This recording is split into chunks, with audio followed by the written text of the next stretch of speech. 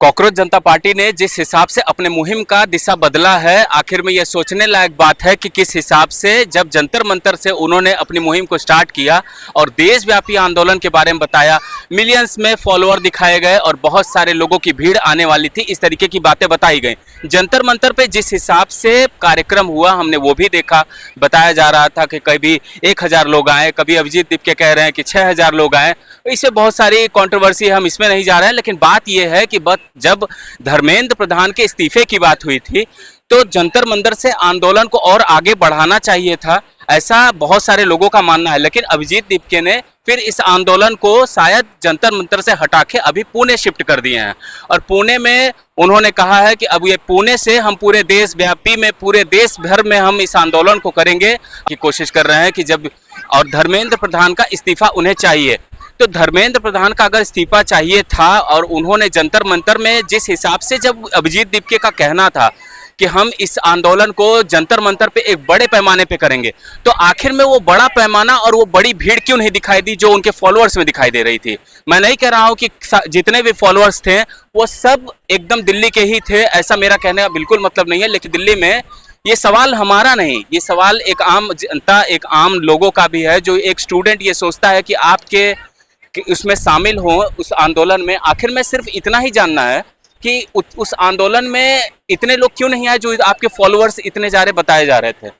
तो सब दिल्ली से नहीं थे, लेकिन कुछ जो लोग थे जो पसंद कर रहे थे, आपने काफ़ी दिन दिल्ली में आंदोलन किया, तो उतने सारे जो फॉलोअर्स में हमें दिख रहे थे वो कुछ फॉलोअर्स में क्यों कन्वर्ट नहीं हुए और क्यों वहाँ पे जंतर मंतर पे उतनी भीड़ नहीं दिखाई दी। हम नहीं कह रहे हैं कि पूरा एकदम जितने फॉलोअर्स हैं उतने ही एक्यूरेट आने चाहिए, लेकिन उसके आधे भी तो कम से कम आने चाहिए। हमारे कहने का मतलब सिर्फ यही है। अब इसको बड़े पैमाने पे करने की जो बात कही जा रही है, तो इस तरीके से बहुत सारे लोग सवाल भी उठा रहे हैं अतः ये फ्लॉप हो गया। इसको छुपाने के लिए अभिजीत दीपके बाहर निकले हैं ताकि इस चीजों को छुपाया जा सके और वहां पे जाके एक बड़े आंदोलन के रूप को दिखाने की कोशिश करें। अब ये कितना सक्सेस होगा नहीं होगा ये तो आने वाला वक्त बताएगा। अभी सारे जगह की बात कर रहे हैं, इसको पूरे देश में कॉकरोच जनता पार्टी अपने आंदोलन को बढ़ाने वाली है। लेकिन यहाँ सबसे बड़ी बात जो बात घूम के आती है कि एजुकेशन सिस्टम को कैसे ठीक किया जा सकता है।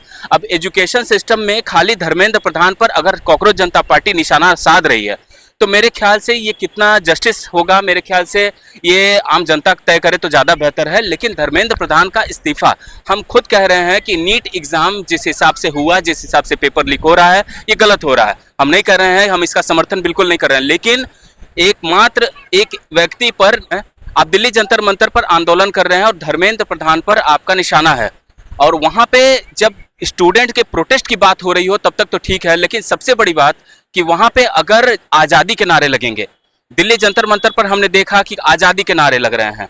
किस बात की आज़ादी? आप एजुकेशन सिस्टम पर बात करिए, आप नीट एग्जाम में जो पेपर लीक हुआ है उन चीज़ों पर बात करिए, आप धर्मेंद्र प्रधान के इस्तीफे पर बात करिए।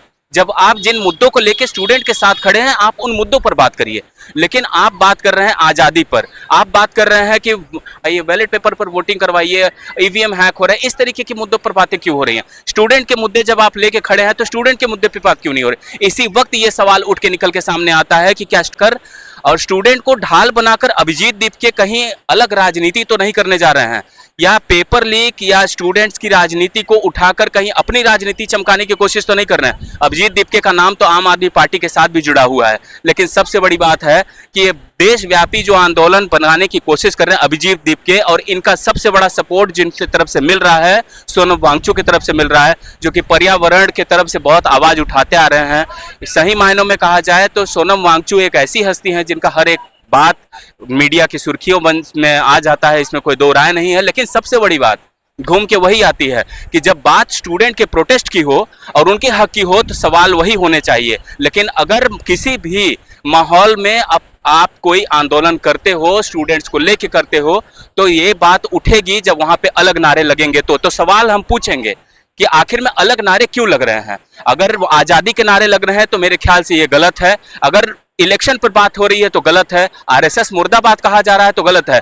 आरएसएस मुर्दाबाद और वोटिंग में गलत हो रहा है, ईवीएम हैक हो रहा है, ये सारे मुद्दे किस एंगल से स्टूडेंट के पास में हैं, किस एंगल से स्टूडेंट की दिशा निर्धारित करेंगे, आप मुझे समझाइए। नीट पेपर में इसका लिंकअप कहां से है? नीट पेपर में किस तरीके से लिंकअप है कि आरएसएस मुर्दाबाद? अब बताइए, आप मुझे समझाने की कोशिश करिए। अभिजीत दीपके, अगर आप सुन रहे हैं तो सवाल मैं आपसे कर रहा हूं।